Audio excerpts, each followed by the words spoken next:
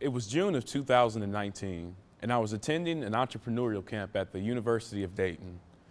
Everything was fine until I just noticed that something was off. I was the first one in class, and as class began, I discovered that I was the only African American. This was a prestigious camp, and it seemed as if my counterparts were surprised at me at my ability to elaborately articulate words or even doing work in my community. Later that night, I was surrounded at a table with chicken wings and white guys. I just couldn't help but think at how surprised they were at my ability to do what I do, as if they were the only ones that could do such.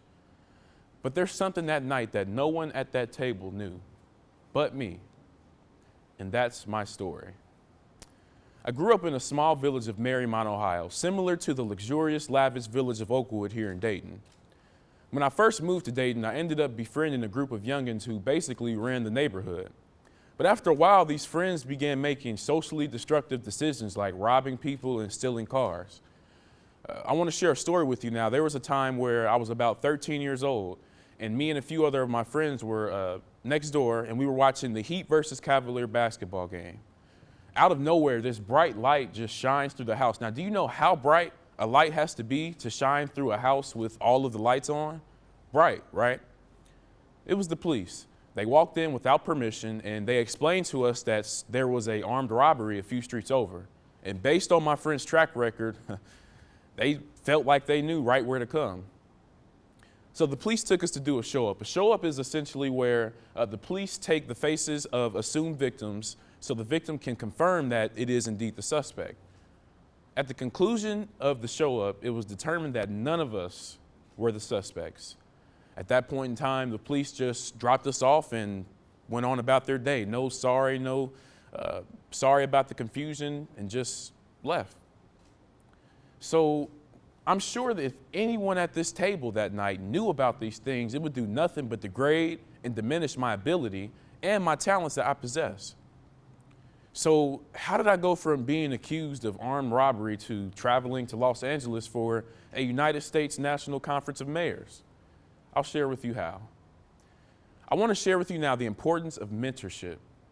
Having a mentor can really set you on the straight and narrow way. I was blessed enough to have my first mentor in the 4th grade. His name was Marlon Shackelford. I met Shaq through a program called Rites of Passage, which is a program that Omega CDC pitched to Dayton Public Schools to help students with conflict resolution.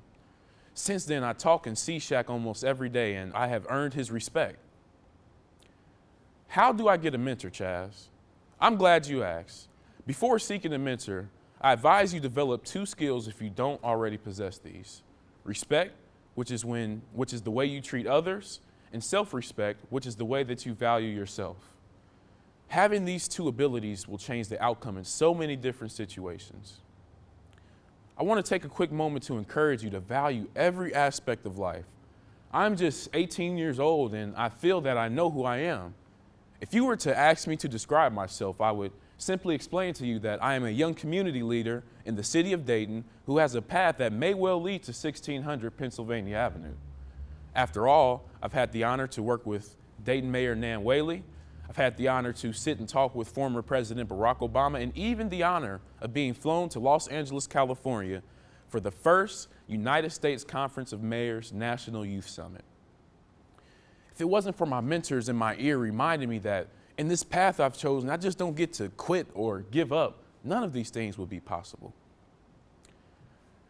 Speaking of mentors, I want to share a little bit about one that passed away during the writing of this speech, the great Idotha Bootsy Neal. Ms. Bootsy was the first African-American woman to hold a seat on Dayton's City Commission. In the final months of her life, she showed me the ropes, showing me how to gain thousands of dollars from different organizations. Actually, there's a story one time. She called me into the conference room and said, "Chaz, I want you to write up a $12,000 grant proposal." I said, "Ms. Bootsy, you do realize I'm only 18. She veered back at me slowly and said, "I didn't ask that." And I wrote the proposal, and we ended up receiving more than $12,000 from that organization. People like her are why I am who I am and why I do what I do. A fun fact about me, I am the founder of a West Dayton beautification effort. I love West Dayton. Last year when we started, we collected over 238,000 pounds of bulk and garbage. How do we do it? I reached out to the public works manager, whose number I received from the legislative aide of the mayor, and we got 12 dump trucks across 5 West Dayton neighborhoods. 18 years old. This opportunity stemmed from a relationship with a mentor. So, as I'm only here with you for a few more moments, I want to leave you with 3 key tips that will lead you to a life of enhancement, a life of good decision making, and a life of fulfillment. Number 1, always seek help. Looking for help, you can never go wrong. This could be anyone from your friend's uncle's cousin who works in the field that you plan to go into, or anyone as simply as your neighbor, but you can never go wrong seeking help, ever. Number 2, opportunity was kind of like how Michelle was towards Barack in the beginning. Never gave him a chance, but after a while he kept trying, and she soon realized that he was the love of her life.